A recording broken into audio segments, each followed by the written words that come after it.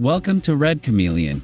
If you like the video, please smash the like button. Today's AskReddit question is, what's an encounter with a celebrity you've had where they were absolutely rude? Let's get started. I was sitting in the lounge in one of the big music studios in Hollywood, and Bruno Mars walked up, looked at me and said, "Where the duck is my cab?" I looked at him and said, "Who the duck are you?" I really had no idea who he was. But dude did act like an absolute dick. Nicest guy ever. Billy Ray Cyrus. The studio had a policy that you're never supposed to touch the food of any of the artists' orders or bring in any food, and you're especially not supposed to take any home. As I was leaving, he slipped me 2 huge meat and cheese trays out the door, when no one was looking. As an intern trying to make it as an audio engineer, that sustained me for almost 2 weeks. Oprah didn't tip me on a $200 lunch. Instead, she signed a napkin for me and acted like she was doing a huge favor. The kicker was when she walked in, they gave away all of my other tables so she didn't have to wait for anything. So I made $4 an hour for 2 hours for the privilege of serving Oprah. And she goes on and on about signing a napkin for me that I never asked for. Used to work at a Hard Rock hotel. Mariah Carey was the absolute definition of a ducking diva. She used a bunch of employee passageways, and we were instructed that if we looked her in the eyes, we would get written up. We were also told that we had to immediately vacate any room that she entered, even if we were in the cafeteria, on break, or in the bathroom doing our business. She's an a-hole on top of that too.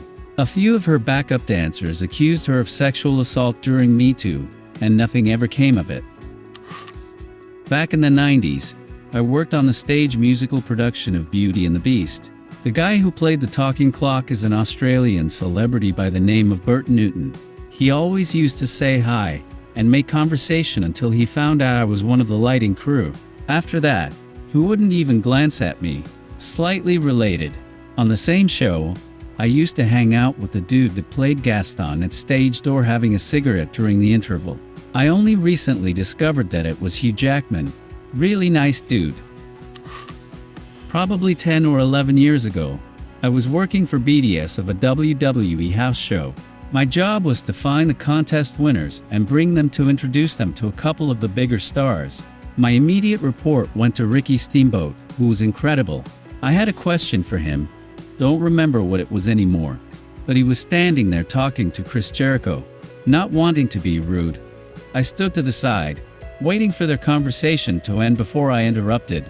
Jericho stopped mid-sentence, looked at me, and said, "Are you fucking lost?" When Ricky turned around to see who Jericho was talking to, he recognized me, and was super pleasant, and answered my question. But Jericho was pissed and thought I was a groupie or something. Mid-90s, worked at a golf course that was so exclusive. Not even Michael Jordan could be a member. The day was very rainy, and the course was closed to everyone except the foursome Jordan was in. He ran late. The other 3 started without him. He arrived.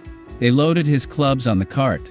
I was standing probably 50 feet away, as he was getting ready to leave and meet his group. No one else was around. There was nothing for me to do since no one else was on the course or the driving range. I'm not gawking or anything, just kinda marveling at how tall he is. They don't look so tall on TV. He calls me over. "How can I help you, Mr. Jordan? Can I have that towel?" "Of course, sir." "Thanks, I knew you were good for something." Nice. For those asking, Evanston Golf Club in Skokie, Illinois. I wasn't implying he wanted to be a member, just that he wouldn't be allowed, because they were racist. My uncle works at a Vegas casino. None of the Kardashians or Jenners tip anyone, ever. He was with them for over 3 hours and didn't receive a dime, and was treated like total garbage. Scott Disick, however, is a great tipper and great guy all around.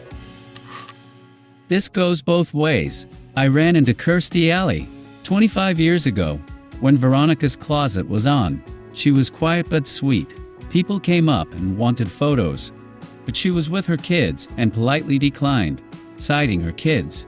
Nearly everyone acted like she had slapped them and turned them down, but she was calm and gracious. Kinda made me sad. Reversal story. Once worked for a large movie company. I was pissed off. and at the end of my workday. So when I saw an open elevator not crowded with folks as I was leaving, I quickly got in and pressed my floor number. When I heard a thick voice behind me, sounding a bit far away, saying, "Hold the door." I pretended not to hear, given bad mood. Doors are closing and I turn. That's when Schwarzenegger's pissed off face appears behind the slit between the ever-closing doors. "I asked you to hold the door." Then they shut in his face, and the elevator went down. "I'm so sorry, T-800. Not me. A friend of mine. He worked on Looper in New Orleans. It was a very common occurrence where Bruce Willis would wander off of the set. A call would come over the walkie, and various PAs would be sent to scour the area to find him.